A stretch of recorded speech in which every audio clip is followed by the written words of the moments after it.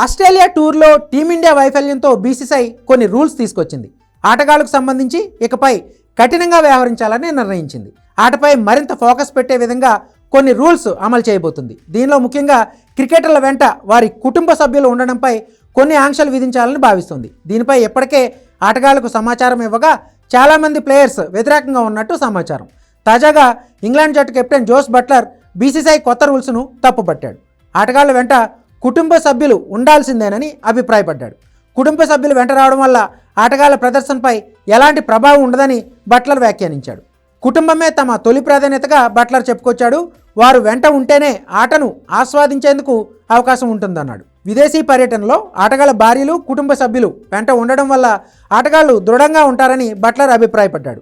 క్రికెట్తో పాటు ఫ్యామిలీని సమన్వయం చేసుకునే సత్తా ఇప్పటి ఆటగాళ్లకు ఉందన్నాడు. విదేశీ పర్యటనలో కుటుంబ సభ్యులు వెంట ఉండటం చాలా ముఖ్యమన్న బట్లర్ ఇది ఆటగాళ్లు మెరుగ్గా రాణించేందుకు సహకరిస్తుందని అభిప్రాయపడ్డాడు.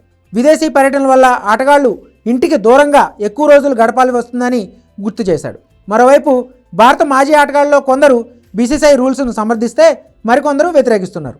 టీమిండియా వరుస పరాజయాల నేపథ్యంలో జట్టును గాడిన పెట్టేందుకు బీసీసీఐ 10 కఠిన నిబంధనలు తీసుకొచ్చినట్టు ప్రచారం జరుగుతుంది. ఇందులో విదేశీ పర్యటనలో ఆటగాళ్లతో కుటుంబ సభ్యులను అనుమతించడంపై ఆంక్షలు విధించడం కూడా ఉంది. ఈ రూల్ ప్రకారం 15 రోజులకు మించి విదేశీ పర్యటనలో ఆటగాళ్ల వెంట కుటుంబ సభ్యులను అనుమతించరు. అది కూడా 45 రోజుల కంటే ఎక్కువ షెడ్యూల్ ఉంటేనే 15 రోజుల వరకు ఫ్యామిలీ మెంబర్స్ను అనుమతిస్తారు.